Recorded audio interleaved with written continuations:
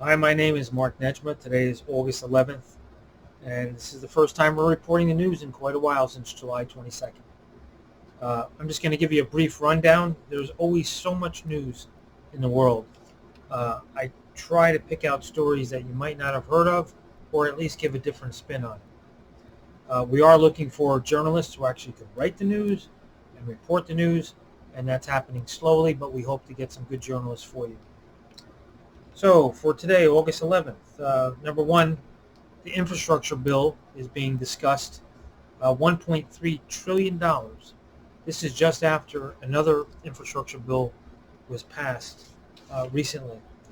Uh, you have to realize that this infrastructure bill is definitely related to crypto. Cryptocurrencies have been rising.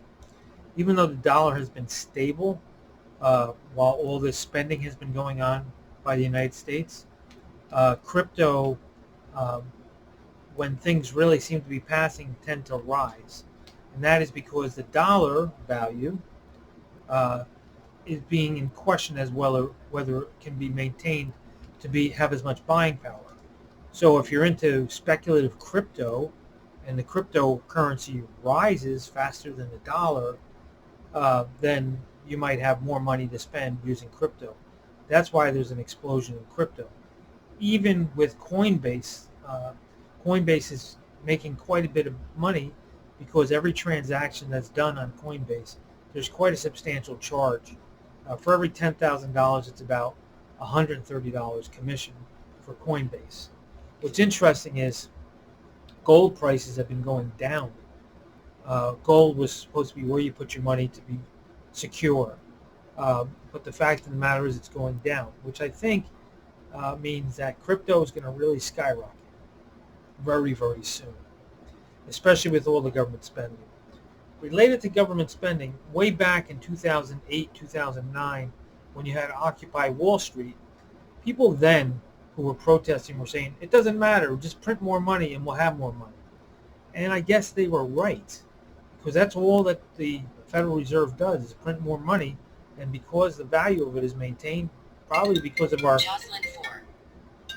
military strength, uh, you will get an increase of dollars, but because of our military strength, the dollar stays strong. That could change. Scary times, I think. Matter of fact, I don't know how many of you are watching television today, but what you should have noticed is that there were random emergency reports, and there was also some hijacked video going on in which someone on the television had a static image that was kind of speaking about America.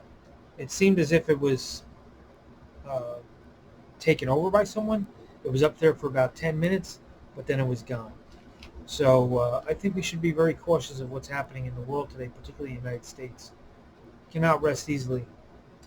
Uh, there were some other comments by Congress about how they should straighten out Apple and Google and the app stores because they're taking advantage of people that have apps, which is true. When you buy an Apple phone, you tend to get apps in the App Store, but the developers themselves are really taken over by Apple by saying to the app developer they're going to take 30% of any profit or any money that's collected through the apps. It's just not fair, and it shouldn't be. Google has similar situations in their Play Store. So that's a pretty big story you should pay attention to. If you own Apple stock, I think the stock price will go down because I think this is so plain in sight that they're going to have to do something to kind of punish the App Store for iOS. So even though Apple price is probably right now about 147 or so, it's going to drop, I think. Not sure. Uh, I don't think that we have as big a problem with COVID as people think, and here's why. Today, Moderna dropped $75 a share. Something's up. The market tends to tell you what's happening. So maybe the Delta virus is not as bad, or maybe the Moderna vaccine is not as good. So it seems like related to COVID, something big is happening. Keep your eyes out for that. Um, here's a sad story out of Brooklyn, New York. Um, Father had 3 sons. He had to go to work, but he had a dog that he lived with, a large dog. It ends up that the large dog ended up mauling one of his sons to death, killing the son. It's a very sad story. The father worked at Home Depot. I'm sure he was just trying to do the right thing by going to support his family, but apparently the dog was rattled or something happened, and the dog killed the kid. Very sad. Oh, Jeopardy. Have you heard this news? Um, Alex Trebek died last year, pancreatic cancer. Very sad. But then they needed somebody to replace Alex Trebek. So they had a bunch of people go on Jeopardy and try out for the position. It ends up that there's 2 people that are going to share the role, I guess until they decide who's better. But one of them is Mayim Bialik, who was from The Big Bang Show. That's interesting because, she came off as a nerd, so perhaps she is a nerd. Who knows? But she's going to ask those tough questions. The other person is Mike Richards, who was the program director for the show. So there might be a little bit of politics at play there, or maybe he's just that much better. But it seems like it's going to be an interesting show with some new faces, and I don't think anybody could ever compete with Alex Trebek. But the show will go on, and I think that Alex Trebek will probably like that. India is having major vaccine problems. There's 2 vaccines in India. Covishield, which is renamed for AstraZeneca and licensed from AstraZeneca, and the other one is Covaxin. Covaxin, it does not manufacture as much as AstraZeneca.